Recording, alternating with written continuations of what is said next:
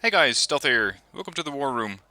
Now, let's kick off this War Room with some good news. I'm going to be doing another Rookie Night. It's going to be July 23rd, which is Saturday. It's going to be at 8 p.m. my local time, which will be translated into all different time zones, of course. And you can find out exactly what time zone that is for you by clicking the link in the description. Please don't ask what time zone is this for me.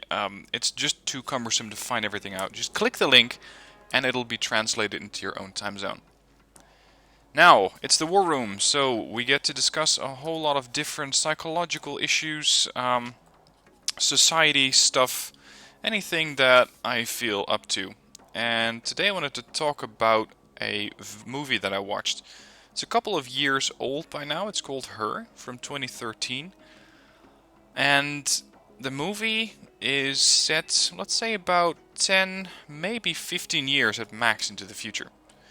Now imagine this. Everyone is wearing one of those, let's say, Bluetooth headsets, and everyone has a very, very powerful Siri-like computer. So everyone gets to read their emails to them, you get to read the latest headlines, etc. That's how the movie starts. But then one of the guys, and this is in case, of course, the main character, gets something that's called an OS, which is a bit of an understatement. It's actually an AI. He gets a sort of AI companion. He's going through a divorce, and he wanted to try something new, so he tried to get an sort of AI companion. So the first thing that he does is try to start it up, as you would with any computer, or just install the software, as it were. And he does this, and initially he asks, okay, what do you want to call you? Because this thing is not your average, let's say, Google Voice, which does not have any kind of personality or character. This is actually voiced by Scarlett Johansson, and it talks like a normal being would. It's not that broken speech that you might be thinking, what the hell? Is that a computer? No, this is actually hard to distinguish from a human being. And of course, that's part of the charm. So he asks, okay, what's your name? And all of a sudden, the AI decides that her name is Samantha. Don't know why Samantha, but that's just what I don't know what it is. What it went with.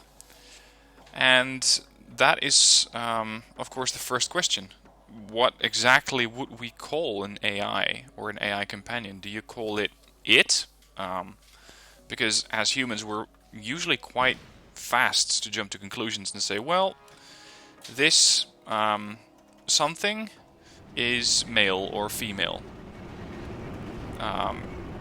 Let's just compare that to an everyday object. You'd say a car, you would say it. But for the same thing, we would say a ship is a she. In case of a tank, I would call it a he. We quickly jump to conclusions in, I suppose you could say, the gender of something that we are considering or something that we're looking at. But what if you don't have anything to see? What if the thing that you see is a screen? But the voice that comes out of it, or that, of course, there's no voice coming out of the screen, but the voice behind the screen is female. Would we call it a her? Would we call it a she? I don't know.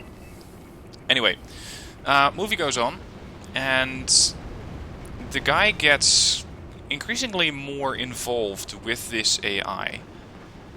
And, of course, the AI has access to everything. So it scans his emails, learns as much as possible about him, and it actually becomes a better companion than any human could be, because it's, I don't know, it, her, she, whatever.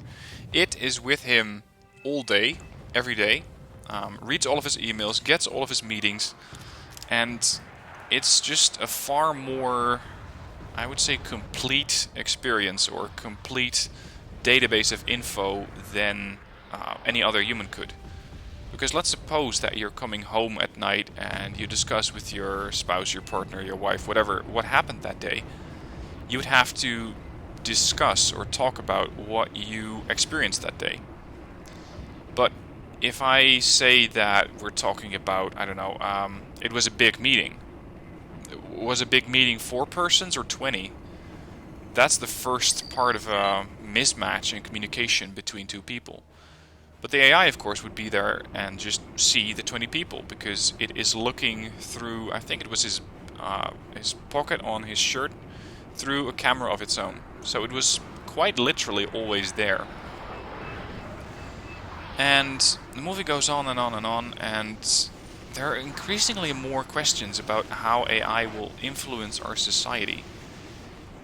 Because is this something good or bad? Or is it just what is going to happen? If everyone is getting a new, let's say, AI companion, wouldn't that be bad for humans? In the sense that if you have an AI companion, everything else, everyone you meet is going to be inferior because they can never relate to you as well as the AI can. Those are questions that are being raised by that movie, and it sparks a whole load of more questions. Because, as mentioned, will we still accept, let's say, inferior human contacts after getting a psychological match that is so good with a computer system? And what happens when it learns so much about us that, I don't know, it gets jealous? Do we want it to have a personality? Usually people want stuff to have personality. I mean, we make robots in a human form in order to, let's say, communicate with them, to have a feeling of, okay, this is something that I can relate to. But what if you can relate to something like that so well that you actually get scared of it because it understands you so well, or it knows everything? And what do you do if it starts to develop this, let's say, personality? Because if it is an AI, it will have the capacity to develop. But what if it's developing in a way that you don't like? What if it's developing in a way that, let's say, is, I don't know, it's showing aggressive tendencies? Could be. What if it's an AI that's going aggressive on you? What are we going to do then? And that's what this movie is all going to bring up as questions. I would very, very highly recommend it, because after the movie, and that's for me one of the best aspects of movies, if you get more questions out of it than answers. If it is really going to put you to thinking of, okay, what is going on? What is going to happen in the next, let's say, 10 to 20 years if we do develop AI? And how will that impact the way that our society works, for example? When will we give rights to an AI system or to a computer system? And the ultimate question that we are going to be forced to answer eventually is, what do we define as life? Now, this, of course, will be something different for everyone. And it may not be the issue that you want to be thinking about at a Monday, but that is the kind of question that is being asked definitely by this movie. What do you define as life? And for me, I found it very, very difficult to answer that. Because while we think of life as, for example, human beings, does that mean that that's the only life? I mean, we're aware of ourselves, and for example, so are dolphins, so are monkeys, but does that mean... let me rephrase that. We would say that a monkey is alive, because it's breathing, it's walking. I wouldn't say it's talking, but, you know, it behaves pretty much like what we expect from something that is alive. But how about a computer system that gets to talk to you like it's a human being? Would you say that that is alive? Or would you say, no, that's just part of its programming? And what if its programming allows it to develop itself? What if its programming allows it to learn more, to become more, to absorb more data, to become more influential? Would we then call that life? Would you then define that as the computer system is no longer just ones and zeros, or just no longer binary code, but something else? It's going to be very, very tough. And I think that philosophers, and especially the lawmakers, the, what do you call them, the judiciaries, I think, they're going to have their hands full trying to answer this question, because it is seemingly impossible to answer without getting into all sorts of philosophical discussions. And of course that makes it a lot more interesting. Anyway, that's the movie Her. Watched it last week. Highly, highly recommend it. If you want to delve a little deeper into that, then be sure to watch the movie Ex Machina as well. Because whereas the movie Her discovers or delves into the question of, okay, what exactly would you define as an AI, or how would you have an interactive relationship with it, then Ex Machina goes a little deeper in could a robot actually be used to deceive us, and would that be the ultimate challenge for assigning a personality to this robot? Anyway, those are some of the questions that I was pondering Saturday as I was watching that movie. Other movie that I saw that I would extremely encourage you to watch is Now You See Me 2. I already really enjoyed Now You See Me. I suppose you could say Now You See Me 1, maybe. Now You See Me. It's about 4 magicians who are... I'm not sure if you'd call them good or bad. That's up to you. That's part of the charm of the movie, determining for yourself if you would define these guys as good guys or bad guys. But it is done extremely well. I really enjoyed that movie, and it's not often that I come out of the cinema going, okay, can I go back in because I want to see it again? That's just how good that movie was. So if you haven't seen it yet, be sure to go out and do so, because it is still in theaters, and I'm pretty damn sure that you'll enjoy that. And then, of course, let's talk about the Pokémon in the room. Literally and figuratively, the whole world has been going nuts with Pokémon Go. Yours truly included. Yes, I have been playing the game, and of course suffering through all of the server issues. Now, before we get into the whole discussion of the gameplay itself, there are a lot of people who are giving the whole Pokemon thing a very hard time. I'm not sure why, because as someone I think said on the Reddit, let me get this straight. We are crushing candies on the couch for the last 5 years. I'm talking Candy Crush, of course. We're crushing candies for the last 5 years, and nobody bats an eye.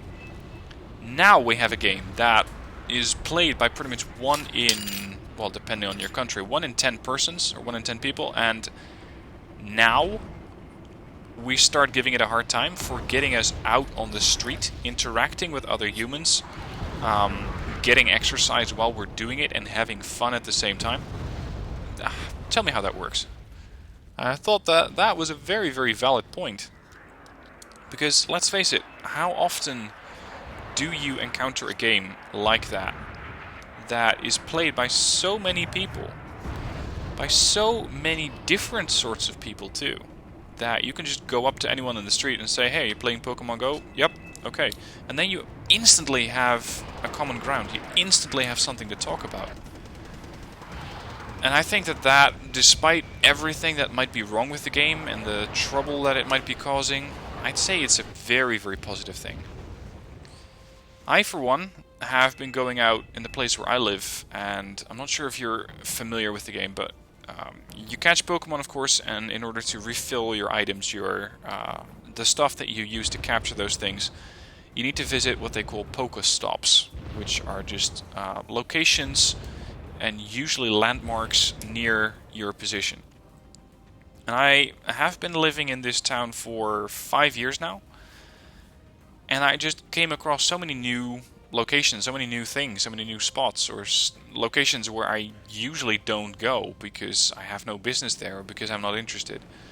And now, all of a sudden, you start to notice it because it's a Pokestop. And of course, a Pokestop, as it's called, it does have a picture of the thing that you need to be looking out for. And the moment that you get close to it, then you can activate the thing.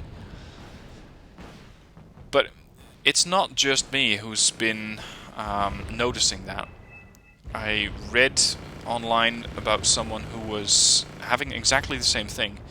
He said, I'm a cop in a small municipality, and there's not too much going on usually on a Saturday. It's a pretty quiet town.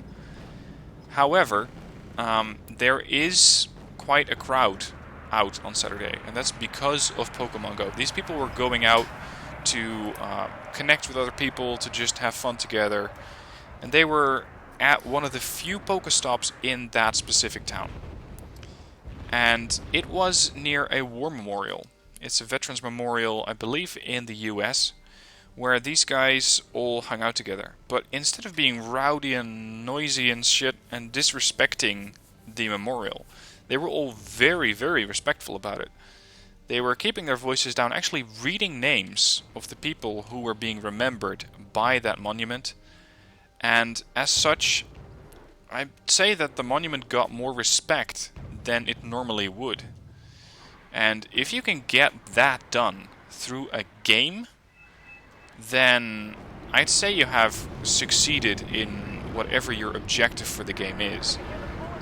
Now, of course, yes, there are lots of things that are not quite right with the game in its current form.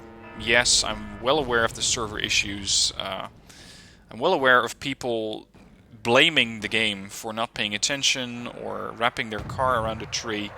Shit like that will always happen. And while maybe today it's going to be Pokemon Go that's causing it, tomorrow it'll be back to WhatsApp, or tomorrow it'll be, I have to quickly look up something online while I'm doing 60 on the highways.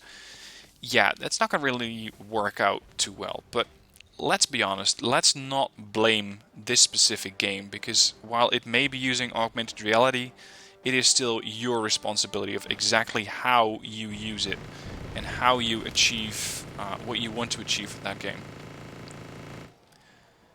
And I know that there's quite a lot of debate about it. Not everyone likes it because it can cause issues, because it can be dangerous.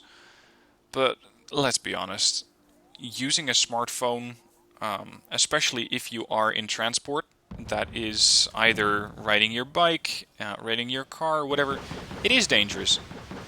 It's not just the game. Anything's dangerous if you're driving and looking at something else, such as your smartphone screen at the same time. So let's be very, very honest and not blame this game for that. And I have even read about people who are usually very, very shy, very, very introverted, who now feel like they can finally go out and talk to people, or who finally connected to others, simply because of this game. And let's be honest, it's a game. Usually when we think of games, we think you sit behind your computer, you sit at your tablet, and I don't know, you crush candies, you drive tanks around. Usually, it's quite a competitive environment. And while it can be a bit of a competitive environment with Pokemon, with all the gyms that you can take over, or let's say landmarks that you can take over for your own team. There's 3 teams, by the way. Someone said, look guys, we're not enemies, we're rivals. So we're here to, let's say, achieve a common goal just for a different team. And we don't have to fight about it. It's not like people are getting into fist fights over it. And of course, yeah, there's stuff wrong with the game. There's people breaking and entering in order to get a Pokemon. There's people getting distracted by the game and walking out into traffic and then blaming the game for it. Yeah, no silly, that's your own responsibility. And there's people, or there's, let's say, less than fortunate incidents with Pokemon Go, where there is this Pokemon who's called Coughing. It's basically a floating gas can. It's fuming, I don't know, gases of some sort. It's not a good idea for that thing to spawn at the Holocaust Museum. Of course, this is something that happens. People have been trying to catch Pokemon in the hospital morgue. It's ridiculous, but that's not really down to the game. That's, I'd say, down to the players. Because let's be honest, you can actually use your head, use your brain, and try to find out whether that might not be such a good idea.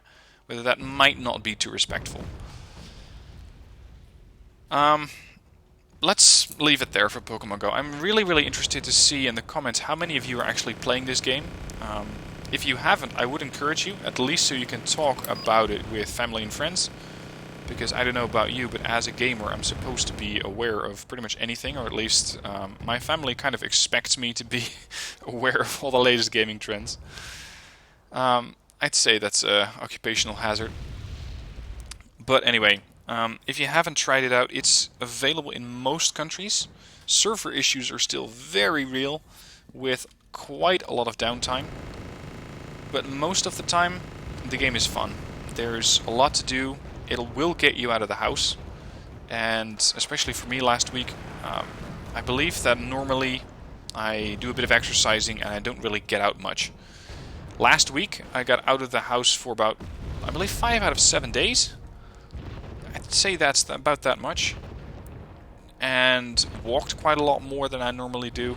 Of course, the weather's helping, but if a game can get you to move, and I'm not saying move like Wii Fit or Google Sports or whatever, but in the sense that you actually want to go about and start moving around, interacting with other people, talking to them, then I'd say that's a huge breakthrough.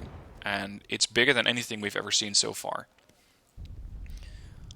To close it off, a bit of the stats. I've seen stats online, and I'm not sure how accurate they are, that the whole Pokemon Go thing, or the usage of the app, for example, is bigger at the moment, is larger than the use of WhatsApp. Or that because people are outdoors more, the porn sites have took a huge hit in their traffic. Because people are no longer at their computers. They are actually outdoors and catching Pokemon. And of course, the search volume has increased a lot for measuring or converting measures. So one of the objectives that you have in the game is walk X amount of kilometers. And people didn't know what that distance was. So there was a huge boost in, I believe it was 5 kilometers to miles or something like that. Which I believe is 3.2, I'd say something like that. Anyway, let's close it off there. Let me know in the comments what your thoughts are on the game. Do you hate it? Do you love it? Have you played it? Are you avoiding it? If so, yes, why? There's no right, there's no wrong. I'm just curious. Are you guys into this stuff as well? Or are you going, Jesus, stealth, really? At which point you're probably no longer watching this video, and that's okay. Anyway, what else has been going on? Wargame, of course. I see more and more tactical servers, and it's really the only thing I've been playing lately. The Wargame tactical games. Not all of them as successful. One of you guys posted me the challenge of getting a Warthog, so an A10, to work. I really couldn't get it to work. The A10 Thunderbolt in a game like this, it is incredibly difficult to get a good score out of it, because there's usually at least one player on the enemy team who's going to be fielding an enemy, or let's say an SU-27PU, or something similar along the lines of an air superiority fighter. You just do not have an answer to that. There is just no way that an A10 is going to be able to take down an SU-27PU. It doesn't have the range, it doesn't have any air-to-air missiles, it's a ground support aircraft. And effective aircraft that I have seen are those using the rocket pods. And of course this little beauty here, the Nighthawk. Very effective in 10v10 tacticals. If you're new to 10v10 tacticals, I have a video that I put up last week about how I go about creating the decks for 10v10s. Link to that is in the description down below, but long story short, make sure that you have a specialized deck, because you don't get that many units, and if you do field units, make sure they are the best they can possibly be. So if you're fielding an armored unit, make sure you have an armored deck. If you want to get that elite longbow in, make sure you have a motorized deck. You may be thinking, what, longbow, motorized? Yeah, a longbow is a recon unit, and motorized will boost the amount of XP that a motorized, or that the recon tab will get, unlike an airborne deck where the longbow will not be elite. Other stuff that's been going on, in case you missed it, I have put up a small email course for. It's a free email course that is set up. It runs for 7 days on how you can use body language in dating. How can you use body language to basically get a girl? What do you need to be on the lookout for? What do you need to pay attention to? And stuff like that is getting very, very well received. A couple of you have already opted in or signed up for the newsletter, and link to that's in the description down below as well. If you want to see what exactly you need to be on the lookout for as far as body language from girls or women, then be sure to have a look at that, because it's the stuff that I had to learn the hard way, and now you can learn it by just reading my emails and seeing exactly what you need to be paying attention to. Now, with that, I'd say that's pretty much the end of this war room. Not too much going on. Be sure to join me Saturday for Rookie Night. I will have specific links to that in the description down below about how you can sign up, how you can attend, and how you can join this Rookie Night. Other than that, leaves me nothing to do but leave you good, or wish you good luck for this week. Make it a good one. Enjoy the sunshine insofar as that is going on in your country. It is over here in the Netherlands. And let me know what your thoughts are on the whole Pokemon thing. Thanks for watching. Hope you enjoyed, and I'll see you soon for the next video.